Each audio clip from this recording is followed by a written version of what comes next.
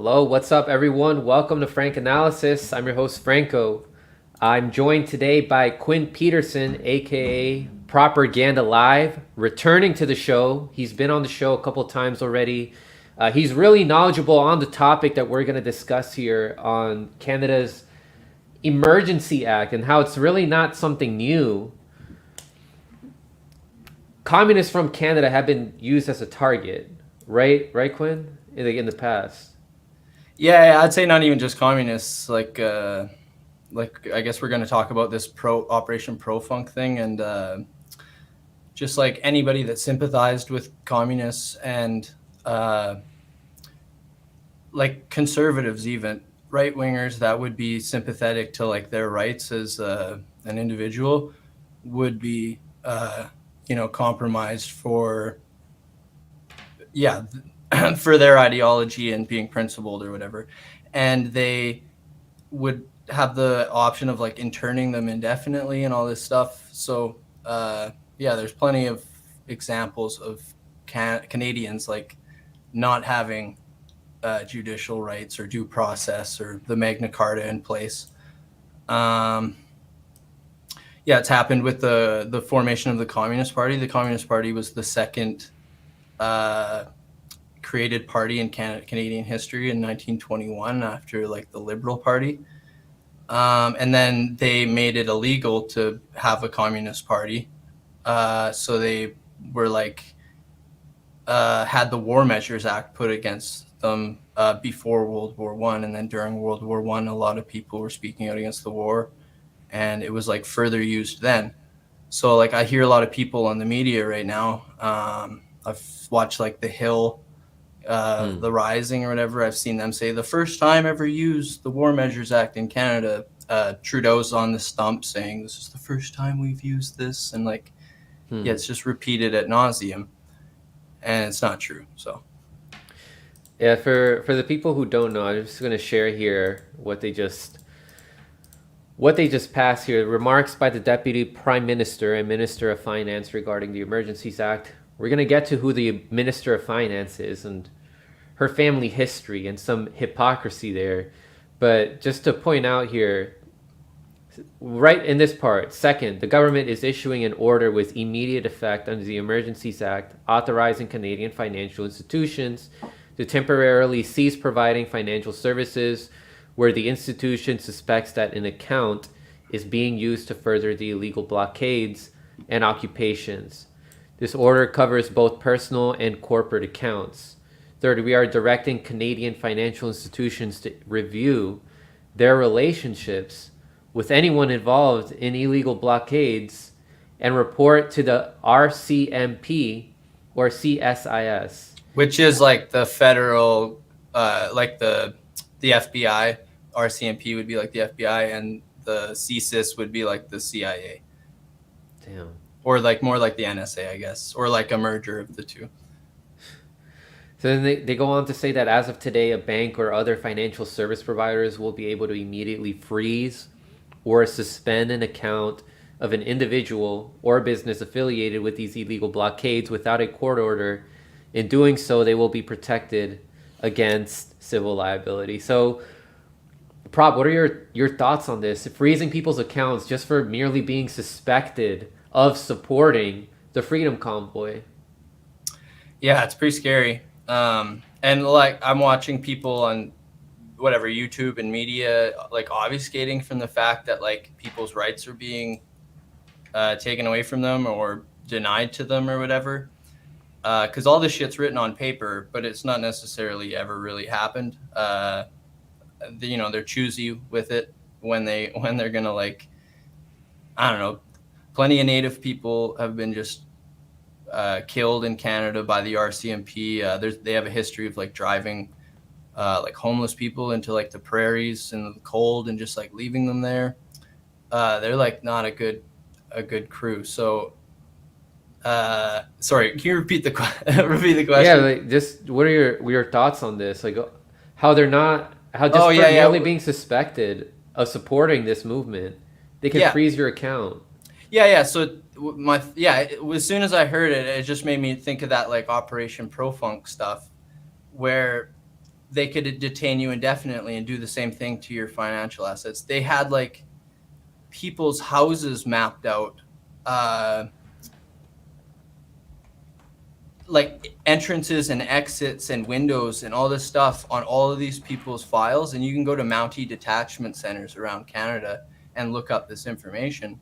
And I feel like they're doing the same thing to anybody that's supporting the trucker protest. And yeah, like I'm watching on YouTube and I'm seeing a lot of commentators talk about this, and they're not seeing that people are actually being denied their rights.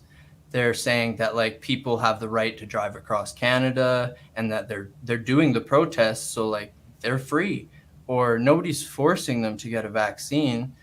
But like they're obfuscating from the fact that the mandate is being pushed into legislation and that private corporations are firing people or forcing them to quit because they don't want to get the vaccine. My company that I work for was forcing the vaccine on people, and we like collectively bargained to end up settle with testing. So if you want to get it, you can get it, and you can get the testing if you want. So I'm at least fine with that. Like that's a better option, I feel. But just the forcing of the mandate is very scary, in my opinion. And to deny it, you're just fucking closing your eyes, and you're being partisan, because it's not even about the right wingers or that support this. It's about the demands that they want. They're not demanding for free market fundamentalism or whatever we're scared of with the right wing. They're demanding that they don't want mandates. I support that. And from what I've seen in the protests, it is very mixed people. You got like left-wing hippies raving there. You got like right-wingers talking about how communism is taking over the world. You got like normal ass like conservatives that just like fucking drive truck and like are very removed from politics. They literally just go to work and that's the politics they know. And what's really pissing me off is like I'm communist, identify as communist, and I'm seeing all these communists and stuff like glomming onto this movement and narrative, and they don't know anything about workers. Like I'm a fucking labor worker, and my parents are in the trucking industry. My dad is a trucker, and my stepdad owns a logging business. So I see like a lot of these arguments like firsthand. And a lot of these people do not know what they're talking about with the owner operator stuff and like how much money these people make. My parents are well off, but they're not rich. They do not have millions of dollars. They don't have $1 million. They have a house, property, vehicles, like shit that we want, but they're not millionaires. I don't care what you want to call it, the petty bourgeois and all this stuff. Like that's like 100 years ago. There's different classes, and like there's a lot of similarities, but there's a lot of differences too. And just the whole like arguments about the protests are really pissing me off when it's all about the mandates. And I've seen the leadership not really pushing any political line other than that. I don't want the mandates.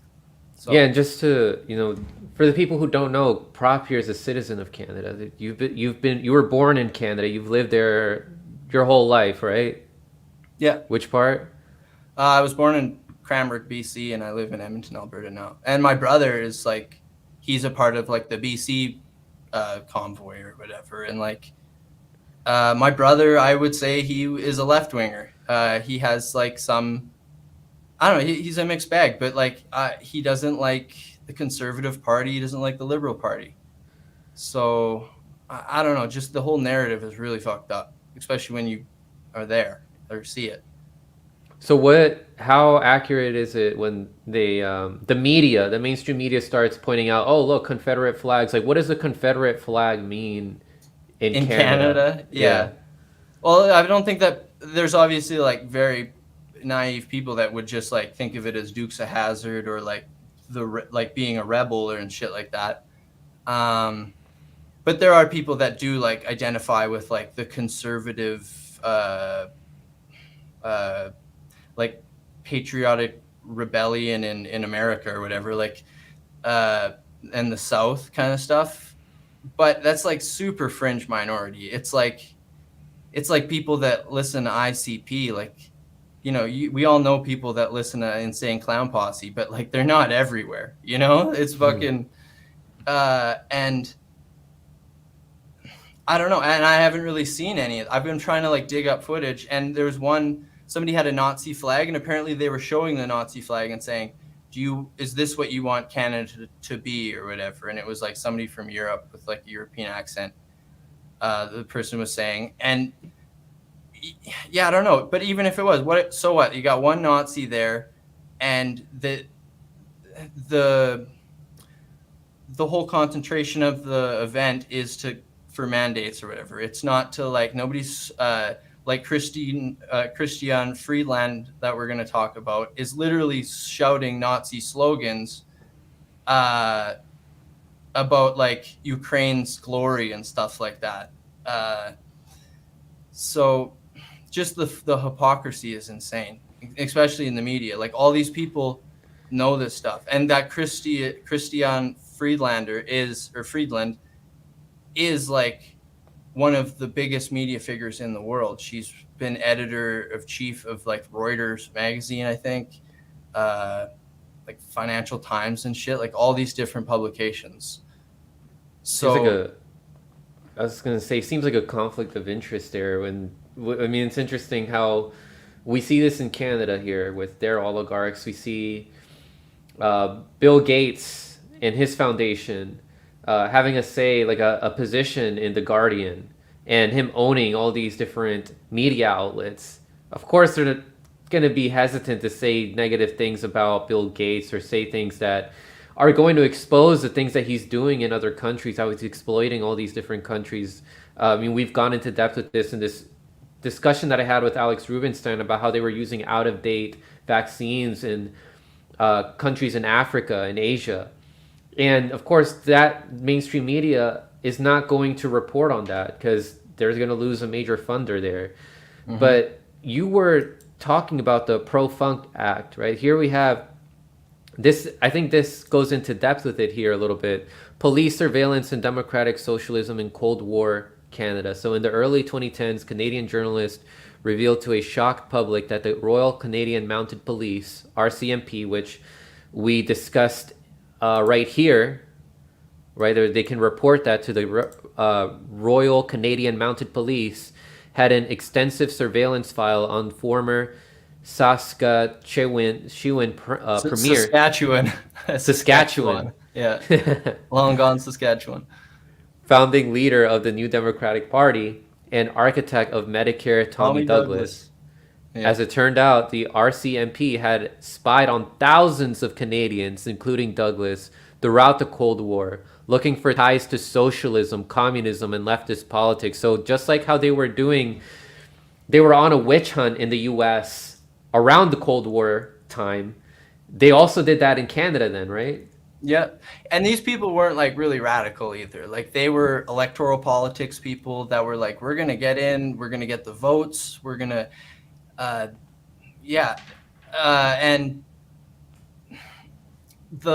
like Tommy Douglas, like he ended up creating the NDP, which is like the New Democratic Party. It's very lukewarm, social democrat kind of stuff. And they push a lot of the, like now they're completely like far gone. They're pushing for pipelines when they were the leader of Alberta. They pushed the whole Russiagate stuff and all the yada, yada, yada. Everything Biden's doing, you can expect him to be like pushing that narrative for the most part. And the guy that was like the head of this was like Herbert Hoover of the FBI. J. Edgar Hoover, sorry. It was Stuart Taylor Wood was his name.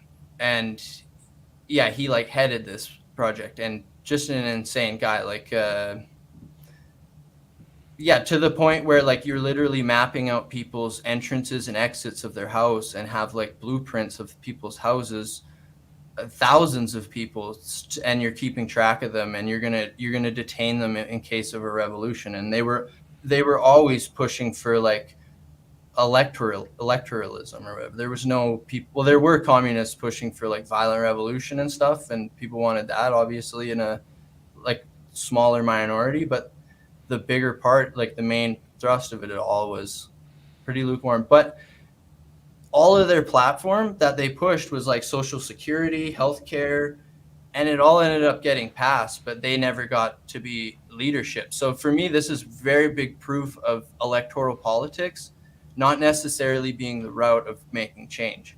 Tommy Douglas got healthcare passed in Saskatchewan, and then province by province it passed. And same thing in, it wasn't Tommy Douglas that passed this. It was actually, his name was William Benford Bennett, and he was known as Iron Heel Bennett. And he was known as like, I'm trying to think of the World War I president. In the U.S.? Yeah. Woodrow Wilson. That's his name. Mm-hmm. Yeah, so he was a lot like Woodrow Wilson kind of thing, and he was extremely rabid anti-communist. Helped push in like the Red Scare in the 20s and 30s kind of thing. He was one of the people that made communism like illegal in Canada, and they couldn't have a party for the longest time. He ended up passing Social Security, Workers' Safety Acts, like all this stuff that is like some of the greatest legislation in Canada, but it was literally the legislation of the Communist Party that he was saying all of these things were subversive and terrible, and they were coming from Russia and all this shit. And yeah, so for me, this is a total argument of electoral politics not necessarily being the road to progress. It's like the average people pushing for positive change, not even through electoralism, like calling people and lobbying on behalf of others, like what the Free Assange movement has done, or like any movement. Like the People's History by Howard Zinn is really a model for me, and like looking at history and how like the average person is like the spark for all of this change. And that's with the trucker movement. It is literally just average people with many different ideologies that all agree. So I just don't buy that it is Nazi, and that they have to have their goddamn rights taken away by using the War Measures Act. So they mention here in this article that internment camps were even a program that they thought that they were planning for these people that they suspected of being communists. Do you see that happening here with the convoy at any point? Well, they have talked about their like seizing their assets and stuff. I don't think we'll see camps, but we already have camps, and they're called fucking the Prison Industrial Complex, and Canada is the 8th largest in the world. So I think a lot of these people are going to go to jail, but I think that the cause is worthy, and I think more people should stand up, and the more people that do stand up, the less chances of them going to jail. But yeah, I guarantee that their houses are cased out. Like they're anybody that has weapons, like all that stuff is being like logged. Like there's a whole logistical plan for anything that's going to go on, and a lot of this stuff is just to prevent revolution. Like it's not, they don't care about the policies. It's all about just trying to prevent a revolt. So they're trying to like malign people as Nazis and all this shit. And when it's like I don't know, I feel that the majority would have their sympathy if those things weren't lodged against them. Because I haven't heard a bad argument against them other than they're honking too much. And there was a junction when they stopped honking, because it is illegal. It's like a noise bylaw, and that's the only thing that's illegal. Everything to peacefully assemble is legal. So just don't honk and fucking stay there. And whenever they're protesting something that threatens the power, whoever's in charge, They're always going to try to implement laws to make certain things, certain ways that you can protest illegal. Like, something being illegal doesn't mean that it's immoral, right? Yeah, Edward Snowden was definitely So I pointed have that out here, pointedly. yeah, yeah. Now they're trying to implement digital IDs in Canada, and a lot of these truckers already have like their vaccination status registered, and when they get to certain borders and stuff, it already shows up before they even get to the station that they've or the checkpoint that they've already been that Yeah, it's they've already within been fully proximity. dosed. The sense or the GPS is within proximity, and then it just picks it up on the computer. Wow, that's insane, man. Mm-hmm. So one of the people that keeps demonizing this movement, and I'm sure is a big proponent of furthering the agenda of the World Economic Forum, which wants more digital IDs, control over the population, is Chrystia Freeland, who here we have Max Blumenthal tweeting out that the lockdown left that spent last week spouting academic theory to undercut support for a trucker strike looks on with silent satisfaction as the imperial Trudeau regime imposes the Emergencies Act with power to freeze bank accounts. They wanted this. And let's hear what Chrystia has to say about this. Now, she is the Deputy Prime Minister and Minister of Finance. She also is a big backer of the Ukrainian group that's on the border, west of Russia, who are neo-Nazis. So here is what she had to say.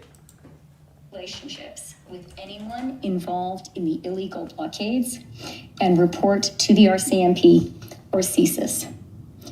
As of today, a bank or other financial service provider will be able to immediately freeze or suspend an account without a court order. In doing so, they will be protected against civil liability for actions taken in good faith. Federal government institutions will have a new broad authority to share relevant information with banks and other financial service providers to ensure their relationships with anyone involved in. So, I ran into this article here because I saw that you commented to Max Blumenthal there to look up her family history. This is from an article on the Ottawan Citizen saying Chrystia Freeland's granddad was indeed a Nazi collaborator. So much for Russian disinformation. So I just want to go here. Yeah, the headline says that because Sergei Lavrov brought that up, and then she just completely tossed it away by saying, let's just Russian disinformation and consider the source, instead of being like saying who her grandpa was. I mean, they archived here in this article who exactly her grandfather was. I think that's Polish archives or Canadian archives that they got it from too. Yeah, it says that he was alive from 1919 until 1983. It says this fonds contains personal papers of Michael Chomyak, who is Chrystia Freeland's grandfather, I believe on her mother's side. So a prominent figure in the Ukrainian Canadian community in Alberta. He grew up in Western Ukraine, annexed by interwar Poland. Michael Chomyak graduated from Lviv University with master's degree in law and political science. In 1928, as a journalist, he started work in Ukrainian daily Dilo, and from 1934 to 1939, he served on the editorial staff. During the Nazi occupation, he was the editor of Krakowiecki Wieści, published first in the Krakow and then in Vienna. Chomyak family immigrated to Canada in 1948. After a brief period of manual labor, Michael Chomyak found employment in Sherrod Gordon Mines Limited in Fort, I can't say the name of that prop, Saskatchewan, Saskatchewan, Alberta, remaining with the company until retirement. So here he was writing for this Nazi journal outlet, right? Krakowiecki Wieści. Like a number of the publications had been seized by the Nazis from their Jewish owners and then operated as the propaganda outlets for the Nazis. Here is what the Los Angeles Holocaust Museum has to say about Krakivsky Visti and a similar newspaper, Lvivsky Visti, both publications associated with the Nazi regime. The editorial boards carried out a policy of soliciting Ukrainian support for the German cause.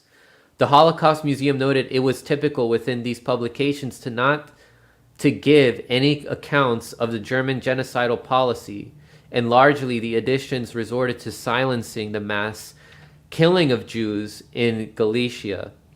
Ukrainian newspapers presented the Jewish question in light of the official Nazi propaganda, corollary to the Jewish world conspiracy. And then here's a photograph of Chomiak. He's at a party to the right of the man smoking, and then he's with these Nazi administrators who are in charge of the press for the region, including Krakow. So it's interesting how she also has a career, or had a career, in journalism, didn't she? And she's pushing for further support of this neo-Nazi group in Ukraine. Isn't that funny? Yeah, like Canada has a weird ass history with Nazis, just like America with like Operation Paperclip. We were a part of Operation Paperclip, and we had POW, prisoner of war camps, in just south of my city, Edmonton, in like Red Deer and Lac La Biche and all these places. And all these Nazis got integrated into our society, and here we are. Jeez.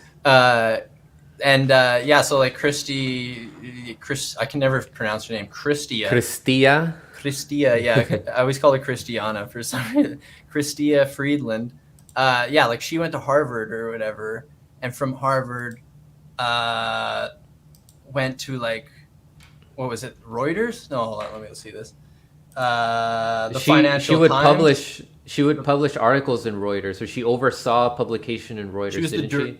She was the managing director at the end. But yeah, she started at the Financial Times, then the Globe and Mail, which is one of Canada's like biggest newspapers, and then Reuters, and then becoming the managing director of Reuters.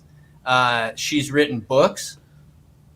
She wrote a book about Russia that is just full of fucking shit, like pure lies about the Soviet Union, and boasted about the collapse of the Soviet Union, was fucking killed a lot of people. So to me, she's got like some genocidal fucking, thoughts in her head, because she's not dumb enough to not know all this stuff. Like she fucking witnessed it, kind of thing. And then she wrote this book called Plutocrat, and she wrote about like Warren Buffett and Bill Gates and how the world, she wrote the Bernie Sanders narrative or whatever. And I find it really weird that they're like taking our narrative about how fucked up the world is and how the 1% the ruling class is fucking us over, and like we're not free and stuff. She's taking that narrative and like spinning it into being like Bill Gates and Warren Buffett are benevolent billionaires that live very wholesomely and all this shit, and she lies about their like history and how they became successful and all this shit, like saying they came from like nothing almost, and that like the average billionaire is just a tech entrepreneur that comes from like nothing. And then she, on top of all of that, like is a part of the World Economic Forum and that whole like scene of pushing that like neoliberal economic like agenda. And then she has this whole like foreign policy shit against, and it's weird because Russia's a part of the World Economic Forum, but it's like these old ass like ideologies meeting with new ideologies, and like they're rubbing shoulders while they're like, getting ready to strangle each other. And this woman is pro Nazis in Ukraine, like you were saying, the Azov Battalion.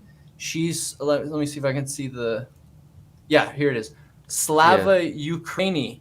She is this chant that she was saying at these Canadian rallies, these Ukrainian protests in Canada about like the Ukrainian situation. And it literally means glory to Ukraine, which came from the Nazi parties of Ukraine during like the era of Hitler and shit. There's footage of that. Yeah, of her saying that. Oh, you can. You can share the. I can't find the footage, but I can send you the link of whatever her saying it or whatever. Somebody. Yeah, but you can share your screen too, and I can show it to. I'd have to like track down the video. I seen it today. Okay. I was watching her like do some speeches, and I was like, these are all in like Ukraine, and then they were doing that Slavini. What is it? Slava Ukraini or whatever. That's insane, man. And I was like, oh, I know that. When I was like looking through these articles, I'm like, holy fuck, bro. And she's out here demonizing the truckers and calling them Nazis. And she's Nazis. like, yes, queen, fucking LGBTQ, fucking Are you get serious? the fuck out of here. Don't be like, yeah. And she's the biggest hypocrite and is funding Yemen. She's sending fucking weapons to Yemen and shit with Trudeau administration. She's with the Ukrainian free trade agreement. She's funding the genocide in Yemen. Yeah. She sent light armor vehicles there so that they can patrol and shoot fucking rifles from sitting on the edges of the lav. Those Saudi Arabian fucking lovely people that were hanging around. So the liberals love this woman. Yeah, she's like, because she's, you know, she's not ugly or whatever. She's very well spoken, has credentials. It has been in the media, so she's smart as a whip with when it comes to like the narrative and what you say and what not to say. She squashed that like Sergei Lavrov, like bringing all of this up. She's just like, consider the source kind of shit. Never brought up who her grandpa really was, just obfuscating and then pushing it back on them like it's fucking tennis. And then like she was a big proponent of this thing called the Ukrainian Free Trade Agreement, which was an agreement that helped manufacture weapons in Ukraine through Canadian companies, but it was to help build the manufacturing plants so that they could build these Canadian blueprint missiles and shit or whatever weapons they want in Ukraine, so that, which is further destabilizing Ukraine. And on top of it, she's funding the Nazis or whatever, is like pro-Nazi in the Azov Battalion, which is in the National Guard of the Ukrainian government. So it's fucking insane, yeah. A descendant of Nazis funding other Nazis. Calling you a fucking Nazi. Goodness gracious, man. And then Reuters, which, did I mention this already? Reuters works or is a branch of the World Economic Forum, is it not? It does propaganda pieces for the World Economic Forum and tries to downplay concerns people have. Yes, I have seen that. You know what's crazy? The whole like WikiLeaks stuff with Reuters, like the whole collateral murder video is the fucking Reuters journalists being like fucking massacred, and it's like, bro, you're like, oh man.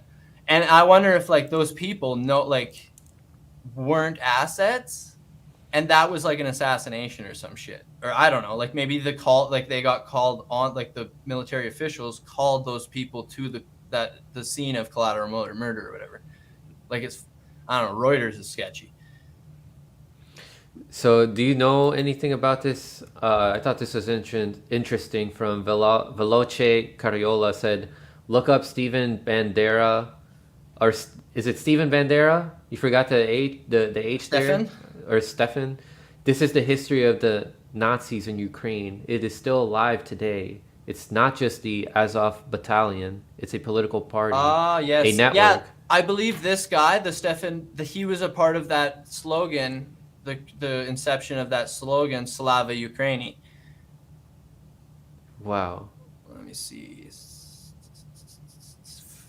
Yeah, fucking hell, bro. And it's crazy too, because like, so bringing it back to the trucker movement and like them being called Nazis, a lot of people are glomming onto the whole like conservative party, because now the conservative party sees the fucking writing on the wall, and if they don't take the fucking side of this truckers movement, they're done. They will lose those people and they'll go third party or some shit like that. They'll form a new party. I don't know. Like there's already third parties on like the right that are forming or whatever. The People's Party or some shit like that, I think. You guys have not your own Nick Brana's People's Party, but I was gonna say you have your own MPP up there. Yeah, but But okay, get this though. So like the Conservative Party is just as bad as Chrystia Freeland. They say the same rhetoric about Russia. They support the whole Ukrainian So conflict. They are militaristic shitheads that so pushed in the COVID neoconservatives. policies that we have now. They are the reason why the mandates are there. Trudeau is a minority government, people. It's not just him, okay? It's fucking the Conservatives are the fucking other government in power. So like it's bipartisan on their part. Now they see the writing on the wall. They want to defeat Trudeau. So now they're pumping this whole fucking truckers, and some people are buying it, and they need to really be careful of that because you actually study these people like old Timmy O'Toole, the fucking conservative leader. He is terrible dude. So agrees with the Liberals 85% of the time.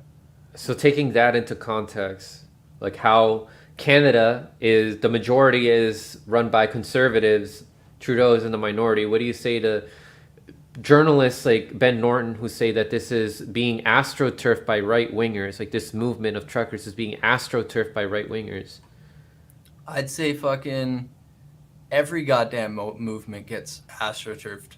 There's this song I like, and it says everything that is popular turns into a gimmick. And I'm like, bruh, that is so true because I fucking watched it happen with literally everything. Things that, like Julian Assange, for instance, nobody would talk about that issue. I'd be screaming at the rooftops. Now you got people using his name that like, in the end of the day, if he leaked information and has leaked information on their daddies or whatever, the people that they ideologically align with, they would fucking lose their shit. But they're like, they're trying to use this as like a political tool and shit. And it's like, you just got to deal with it. Try and put out the better message and win the info war. Like, we're in an info war. I don't know what to tell you, Ben Norton. You should be smarter than that. But Ben Norton's fucking, I think Ben Norton holds up like, a lot of people probably gonna hate me for saying this, but the fucking Chinese government and shit, like, the Chinese government is selling drones to Yemen, people. Isn't that imperialism? They might not be marching boots on the ground or whatever, but this is still shit that goes on. They're still polluting the world with all the plastic goodies that we fucking have. Their government is a lot like ours. Like, he's so naive to that, and I think that the whole narrative right now is so fucked up. Like, you got the people on the right wing being like, Justin Trudeau's a communist and the communists are taking over, and this motherfucker is literally rubbing shoulders with Nazis. And then the communists are being like, these truckers are Nazis. And fucking the Nazis are ruling the fucking house. They're literally in the government. And Ben Norton knows this shit. Like, he can't like link things together. The guy's got the money to go to Canada. Get on the plane, Ben Norton. Use some of that fucking Patreon money you got. Go to Canada and report on this shit so you're not just fucking speaking off happenstance and researching shitty people that are there. Like, yeah, there's shitty people there. There's this group called the fucking the Children of Odin or something like that, or wow, what the fuck is it? I see you. Help me out in the chat. Are they like Nordic? These people? Yeah, they're like, well, it's a world movement or whatever, and they are very anti-migrant. That is like their main policy shit. And I've seen them around Edmonton at protests and stuff. And like, I'm at a Palestinian protest one day, and they just come up and they're just acting a fool, being like, fucking Muslims go home, brown people go home, blah, blah. Soldiers of Odin. There you go. That's my secretary. What did you say? Babies of Odin or children of Odin? Yeah, the douchebags of Odin. Sons of Odin, soldiers of Odin. Yeah, but so yeah, there's these fringe fucking right wing groups, but you know, I don't know. It's possible that they could be funded, and they're like, you know, COINTELPRO kind of like characters where they're like infiltrating movements and shit, or they could just be some like misguided people that are literally mixed up because of the liberals and the conservatives lying all the time, saying Nazi, saying fucking whatever, racist, saying Muslims are coming to take over our country, all this shit that's lies, and just confusing the fuck out of people to the point where they start like having this revisionist ass history, and they come to these, they get active politically or whatever. And I don't know, I've seen it lots. The Yellow Vest movement in Edmonton and in Canada. These motherfuckers co-opted the Yellow Vest movement from France, and they go around being like, no migrants in Canada, or stop Trudeau, kick out immigrants and kick out Trudeau, or what their signs say and shit. Like they're the same kind of douchebags as the Odin guys, the children, or the fucking Saints of Odin, soldiers of Odin. Soldiers, saints. Yeah, they but it's just different style, right? Like it's like the Yellow Vests are more like average people, and then the Sons of Odin people are the people that watched Sons of Anarchy and got a little too turned on and wanted to get some fucking vests, leather vests, and fucking walk around town and patrol the streets kind of shit. But it's such a minority or whatever. Like I've seen them everywhere, and they're not something to be scared of. They're not going to take over the government. It's fucking, I don't know. It's the Nazis in power that we got to worry about. Christiana fucking Freeland and her Nazi fucking heritage. You know who else has a Nazi heritage? Who? Klaus Schwab. Oh, yes. Chair of the World Economic Forum. Accent as well. Yeah, and he, like, Johnny Vedmore had an article diving deep into the family history of Klaus Schwab, literal descendant of a Nazi. Yeah. And this is who heads the World Economic Forum and who's paving the way for the Fourth Industrial Revolution and the Great Reset, and who trains politicians like Justin Trudeau. And I just want to get your thoughts on this here. It says Prime Minister Justin Trudeau says that Jewish conservative MP Melissa Lantsman stands with the people who wave swastikas. Wow. Bruh. For public life isn't a naive dream. Optimistic, hopeful vision for public life isn't a naive dream. It could be a powerful force for change. If Canadians are to trust their government needs to trust Canadians. Those are the words of the Prime Minister in 2015. These people, very often misogynistic, racist, women haters, science deniers, the fringe. Same Prime Minister 6 years later as he fans the flames of an unjustified national emergency. So, Mr. Speaker, when did the Prime Minister lose his way? When did it happen? Boom, got him. Mr. Speaker, Conservative Party members can stand with people who wave swastikas. They can stand with people who wave the Confederate flag. We will choose to stand with Canadians who deserve to be able to get to their jobs, who be able to get their lives back. These illegal protests need to stop, and they will, Mr. Speaker. Wait. Look at the way he sits down. Look at, oh my god. Wait. Look at the way he sits down. Oh my. No, he was singing a CIA earpiece. That's what was happening. Yo. Fuck. I just want to play that again. That was such a, he sits down like, Yeah. like an anime character, like a villain. Yeah. Like just fixing his freaking hair. Like let's look Envy at that from again. Fucking Full Metal Alchemist. Yeah.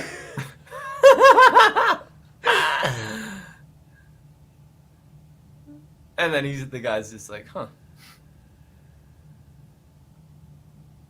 Wait. Oh yeah, I forgot to play this part here for the audio. Yeah, I was gonna say no audio on that one. Yeah. I just want to remind the honourable members, including the Right Honourable Prime Minister, to use words that are not inflammatory in the House, and that's for both sides. The Honourable Member for Thornhill.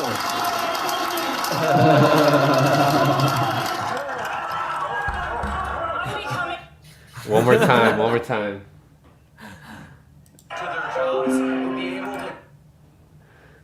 Old slicker. You know what's crazy though? Like it's a whole new game. Like that woman's conservative. She's LGBTQ or whatever, and it's like, people are not understanding like the whole like dynamic and like the social justice war that's going on right now is insane. Like, I don't know, the mislabeling of shit. There is people that are homophobic and shit in the Conservative Party, but there's fucking LGBTQ people there that are fighting for their agenda. and it's like you should support them on that front, but then like I don't know, like have a little bit of an olive branch. He's fixing his earpiece, man. I'm telling you. Is this why like a lot of people like Trudeau, like because of his smooth behavior, his charisma? No, I don't necessarily think it was any. The whole like the media was pushing like how sexy he was, and like chicks like, so even like Samira Khan back in the day was like Justin Trudeau. Oh my god! Wow. And it's like, bruh. Even though he's like implementing fascist policies here, yeah, and was brought up by the World Economic Forum. But I feel, I don't know. I just feel that was like all media concoction. Any of the like the oogling over him, and then people were like, wait a second, like they snapped out of it or whatever. I don't know.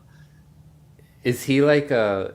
Is it accurate to say he's like Canada's Barack Obama? Yeah, 100%. Yeah. Damn. Stephen Harper was the George Bush. He fucking loved the Iraq War and helped lie about it, and wanted to be Mr. Militaristic and was like riding on fucking military Navy ships or whatever, being like, I'm gonna do an expedition to the north, and he did this like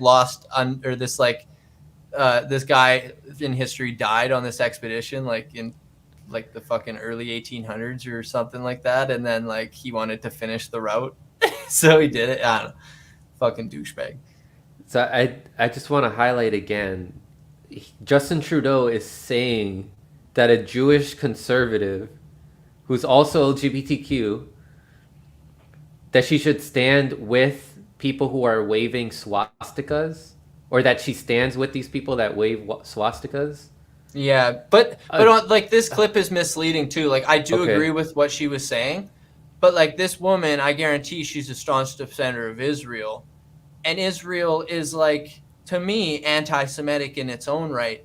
Yeah. Because it's like it doesn't they don't care about you being Jewish, they care about you being Israeli, and then taking over like Palestine and shit. They don't care about like Semites that are Palestinian or any shit like that. So like just the blatant hypocrisy and all the connections of all this stuff, like the conservatives and liberals agreeing on like 85% of things.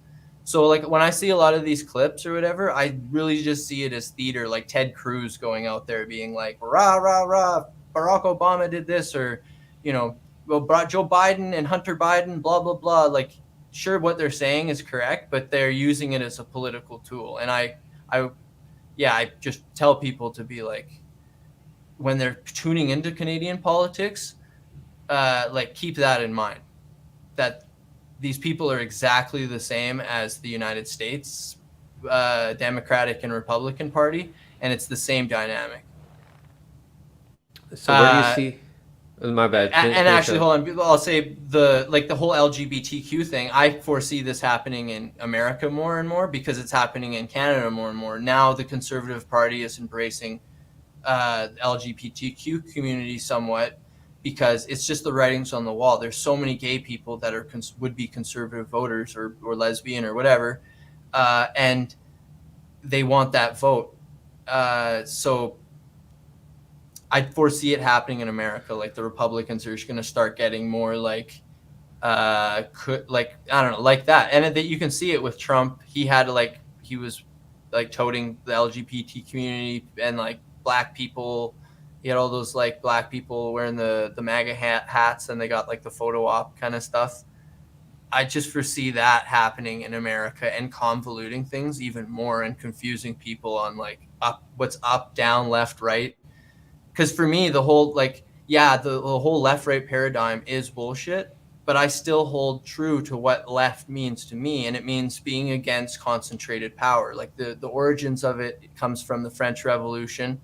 The right wing sat to the right of the king and were pro monarchy, and the left wing sat to the left of the king and were against monarchy, and that's kind of like where it births from. So I'm against concentrated power and that kind of like, historical dialectic or whatever. But like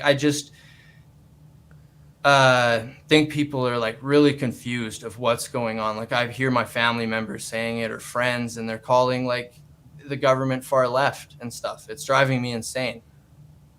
Yeah. There's nothing far left about Justin Trudeau. They say that this is communist. What's going on? They're like, this is what the communists want, but no, this is a product of freaking fascism. And then we had, I showed this yesterday on my interview with Caleb Maupin. Here's the Communist Party of Canada demonizing the truckers movement, the truckers convoy, saying they don't stand with these working class people. They're saying that this is an expression of increasingly assertive far right behavior and not something that's of working class struggle. And it says that they're saying that this seeks to divide workers with hate and instill the idea that the enemy is not the bosses but working people themselves. So here we have the Communist Party of Canada being pro-establishment, anti-worker, standing with the bosses, standing with the predator class, the government working with these corporations. And if Canada is so similar to the US, I'm sure it's also similar how they have a revolving door with the private industry and government. Is that right? Yeah. And like the Communist Party, like the inception of it, the founder of it or whatever, the first leader was a Trotskyist. So like their party has always been very wishy-washy on history and policy or whatever. But they have done great things. I'm not going to deny them that. I do vote for them, but I'm not naive about it.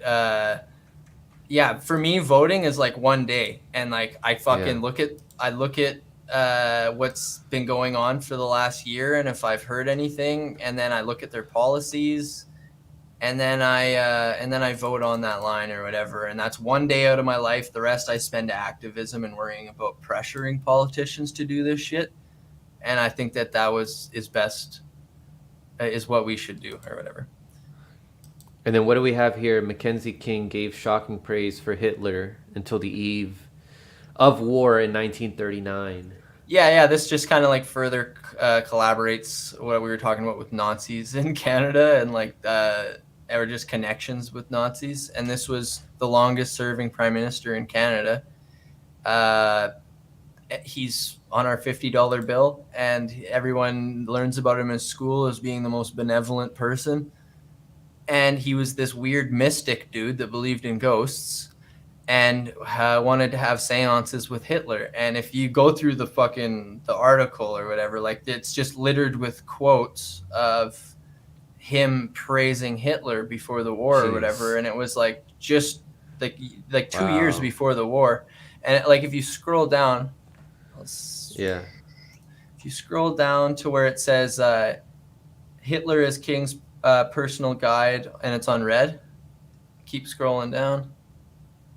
Yeah, scroll up a little bit. Scroll up a little bit. No, scroll up just a little bit. That second paragraph down from there, or the first paragraph up, it says King took Hitler at face value and read much into his smooth skin and facial expressions, saying that the Nazi leader smiled very pleasantly. He remarked on the appealing and affectionate look in his eyes. Wow, he's falling in love with him. Yeah. There's other stuff where he talks about like him being you can see just to the right of that paragraph, the next paragraph on the next column below the 1939 stuff, it says that he referred to him as a modern day Joan of Arc. Oh yeah, right here. Yeah. Goodness.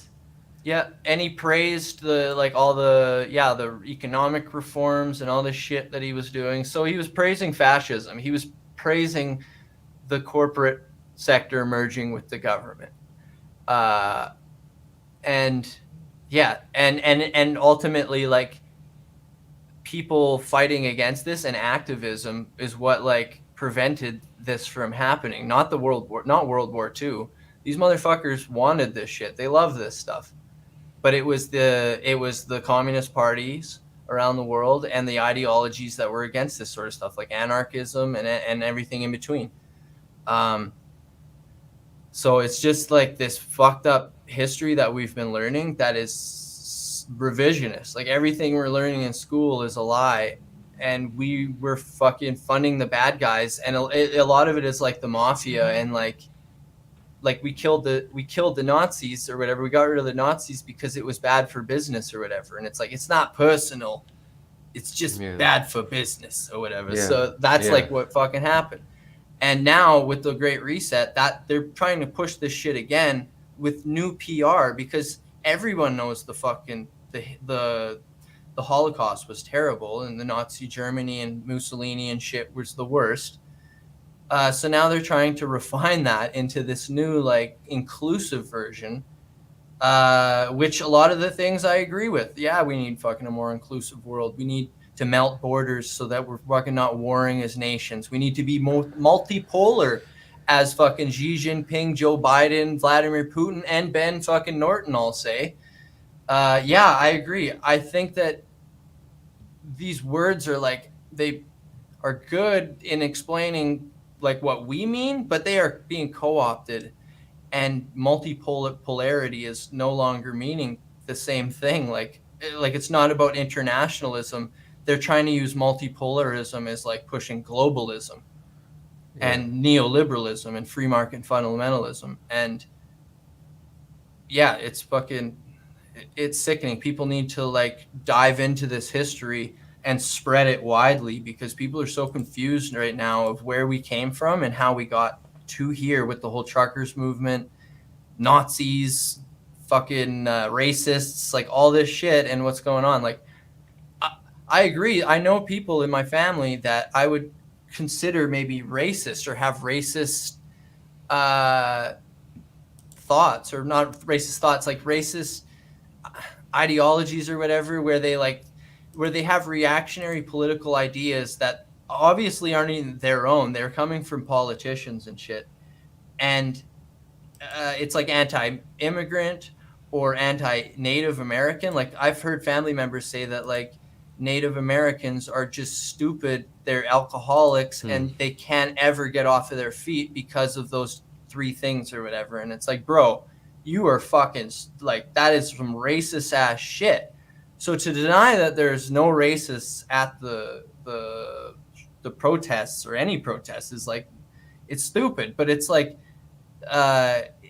where does that person's heart lie? Do they actually mean what they're saying, or are they being like programmed by stupid fucks like Ronald Reagan, Stephen Harper, fucking name your weird right-wing politician, Joe Biden. Listen to Joe Biden back in the day.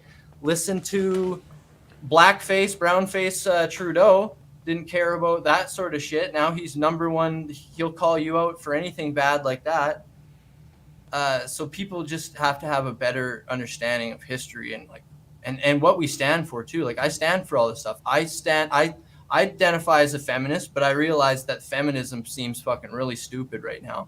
And there's annoying people that are going to be like, you're sexist because you said the word bitch, or like some shit like that. When really the core tenets of is, I'm standing against women that are most vulnerable, like prostitutes, like fucking women in war zones, women of color, like name the fucking group. I do support them.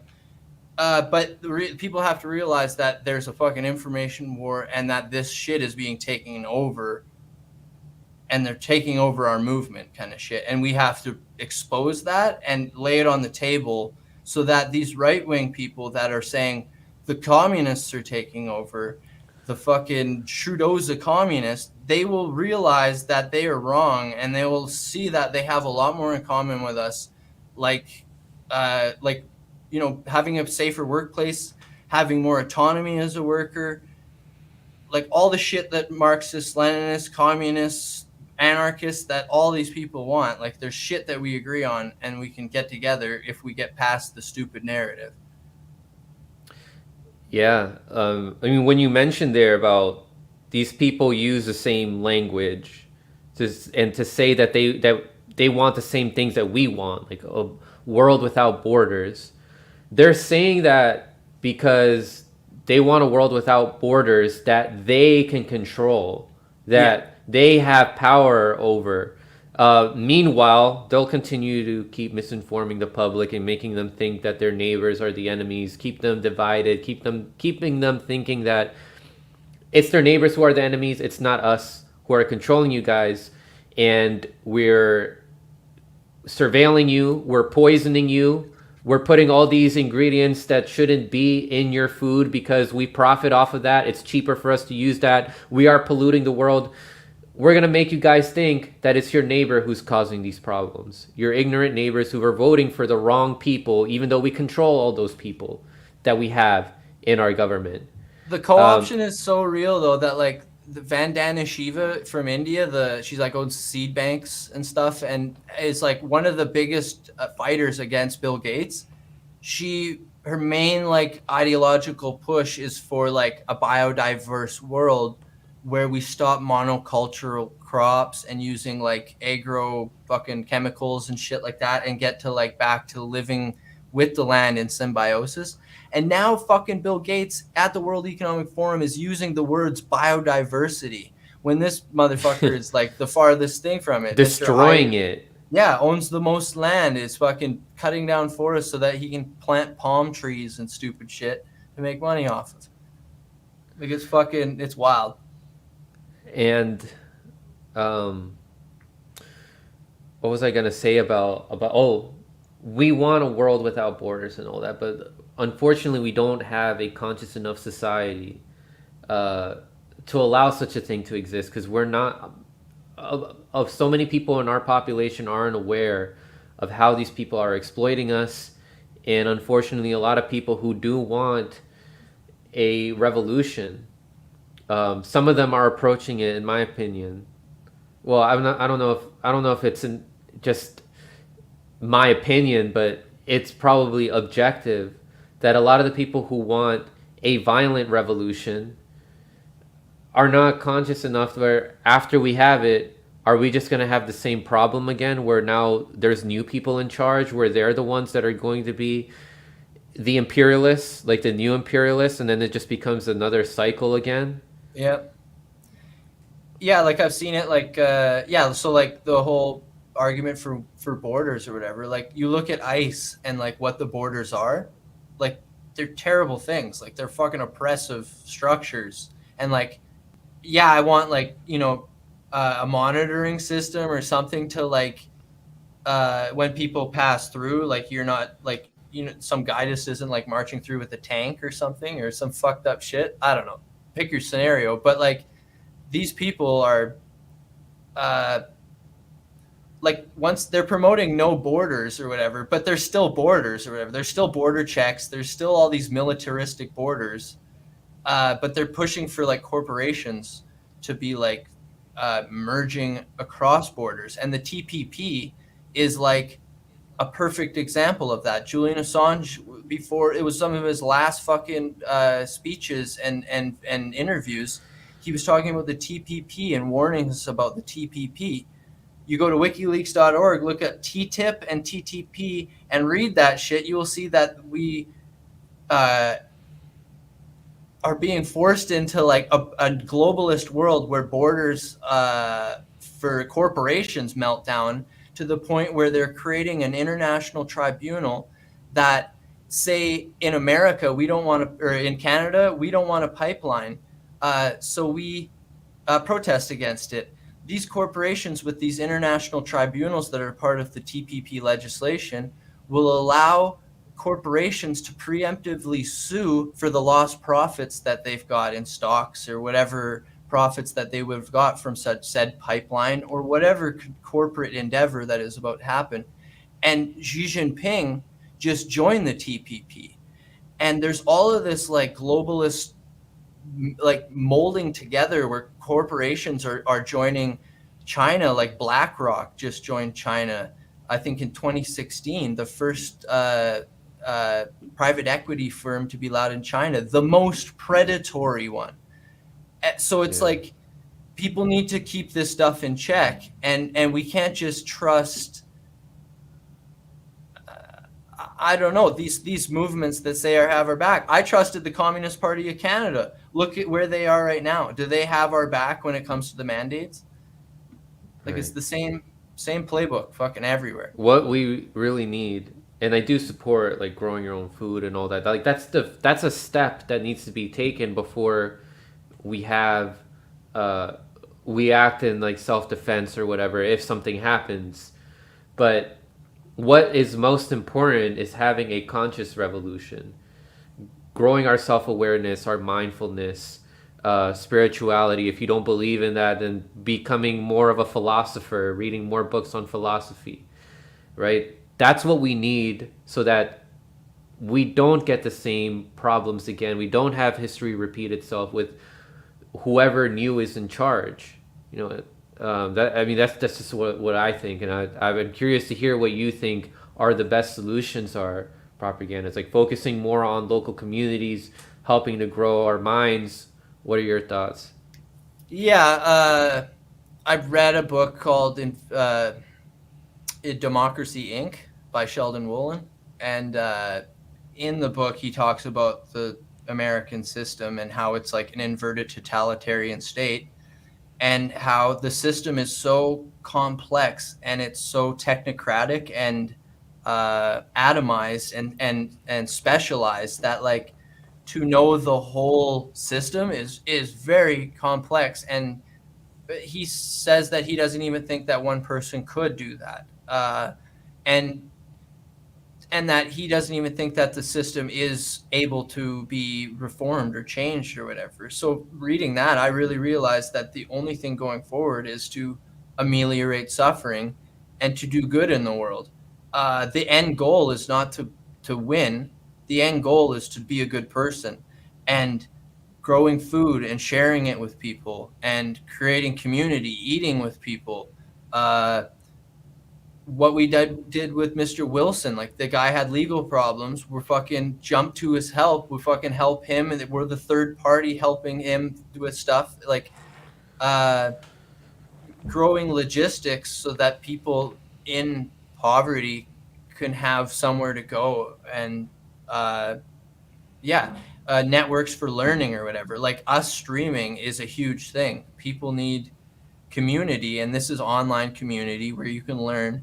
It's toxic as fuck at times. There's places on the internet that is nuts, but if you find the right place, They're growing and if you're conscious pains. of finding it, you'll be happy that you did, and you'll learn a lot. And if you go into it knowing that it's a very toxic place and it's like, you know, you will learn a lot about social situations. And I think that that is what people need to learn, how to respect one another, talk to one another, and think about the more realistic things that we can do. And a lot of us are just average ass people. And then you look at models like WikiLeaks and stuff. If you have the fucking technical know-how and the money or the networking fucking power, do something like that. Like now is the time. Fucking, if you know family members that are fucking in the military or intelligence agencies, fucking suggest them becoming whistleblowers. There's so much shit. But I think information is number one, because nobody would know about what to do without knowing what to do, kind of thing. And you need the information. Yeah. A lot of people don't have the time to learn the information too, so you got to make it simple and fun and creative and shit. And like Derek Bros, like you're talking about the freedom cells and like growing your own food and stuff, like that kind of shit that brings people in, and it's fun. It's not like, I don't know, it's not like knocking on doors for Bernie Sanders or shit, you know, like you're actually doing shit and it's growing. It's not 4 years and then it collapses. Fucking electoral politics. Jordan Cheriton, Marianne Williamson. I seen your stupid stream the other day calling us out saying there's this trend for people that don't want to vote. I'll fucking vote, but it's one day, you dumb fuck. One day. Spend the other fucking 300 whatever days fucking growing food, helping your neighbors, and fucking organizing.